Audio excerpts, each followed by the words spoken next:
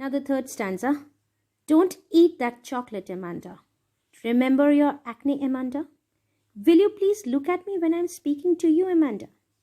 Now here in these three lines we can clearly see that the parent, most probably the mother, is very strict and very authoritative towards Amanda.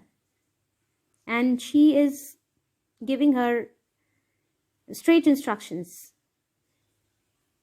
not to have chocolate, because she thinks that chocolate would cause acne on her face, and she doesn't want her daughter to have acne on her face.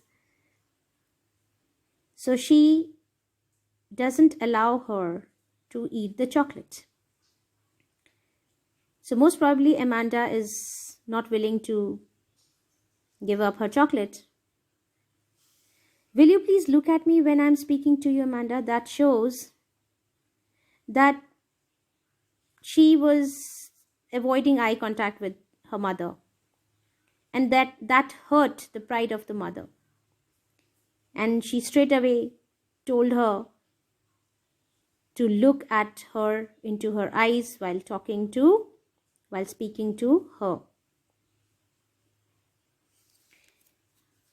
That means she wanted her to listen to her completely and follow her instructions.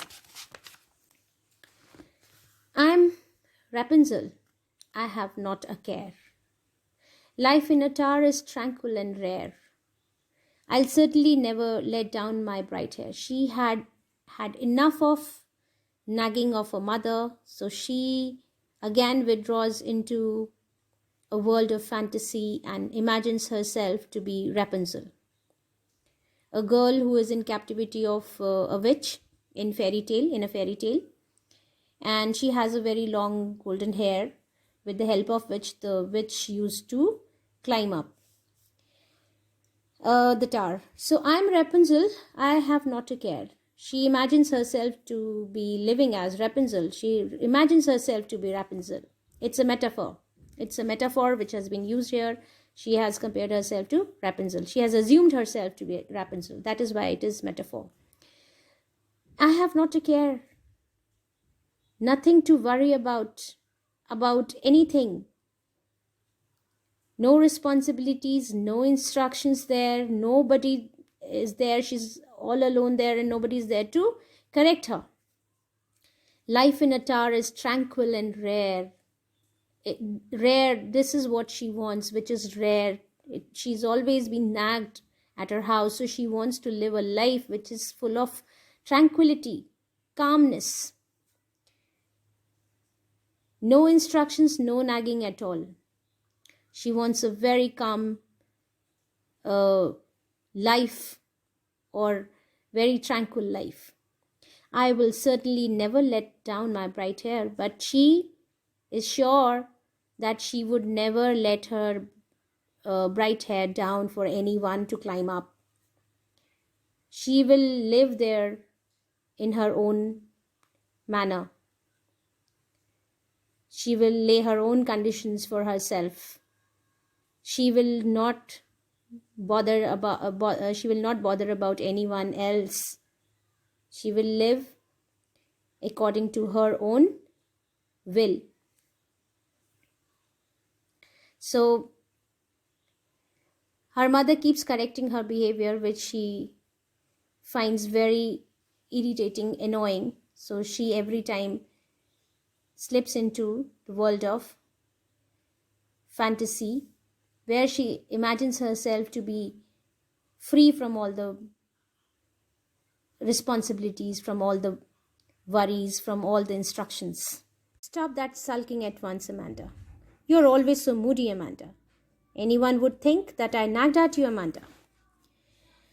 Now here again, the authoritative mother tells her daughter Amanda to stop sulking. She wants her daughter to be always smiling and happy, in a happy mood, bearing all her responsibilities. She expects her to leave the lackadaisical attitude and her carefree manner and start behaving like a like an adult, responsible person, which for a child who is about to step into an adolescent period is difficult. She fails to understand the state of mind of her daughter, and she again instructs her to stop sulking. Not she wants her to smile, to be happy, not to remain silent, holding herself aloof in an offended mood. You are always so moody, Amanda. She has come to a conclusion. She has drawn a conclusion without thinking much that her daughter is temperamental. She's moody.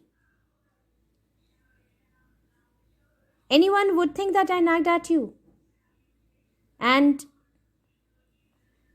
she tells her daughter to stop being moody and cross or glum. Otherwise, people would think negative for her, negative for the mother, that she is a persistent fault finder or very demanding, which is causing a lot of discomfort and distress to the daughter. So she is again, with a very authoritative voice, telling her daughter to stop sulking. So in this poem, we can conclude, or we can understand, that her mother expects her to leave the lackadaisical attitude and carefree manner of childhood and start bearing the responsibilities. She expects her to learn suitable and expected ways of behavior by the society, and all of which seems to be very annoying to Amanda. She's not ready for these new changes. She is totally perplexed. She's in a middle state of being in the childhood imagination, as well as the process of growing up. She is not finding it easy, and that annoys her. She loves to remain alone. She loves to remain in a fantasy world. She loves to be a carefree child.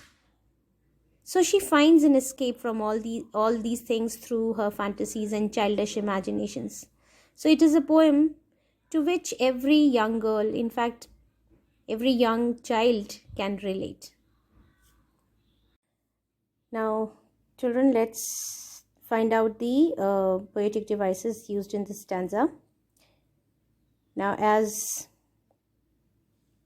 here in this line, Amanda, Amanda, Amanda is being repeated. So repetition, that we have done earlier also. Then here in this line, you can see, will you please look at me when I'm speaking to you?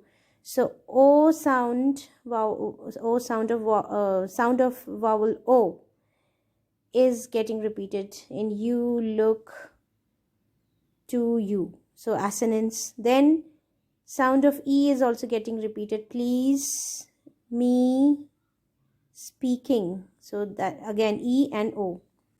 Sound of E and O are getting repeated. So now here we can take it as assonance. Then we have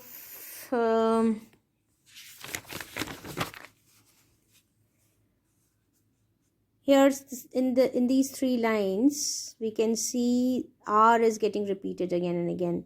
Rapunzel, care, tar, tranquil, rare, certainly, never, bright, hair. So again, it It is consonants. Where consonants get repeated, any sound of any consonant gets repeated, then it is called consonants.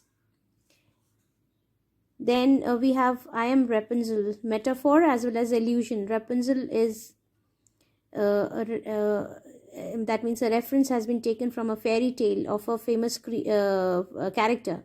So that is called allusion.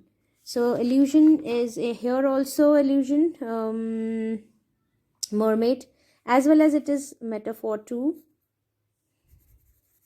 because the girl is assuming herself to be a mermaid here.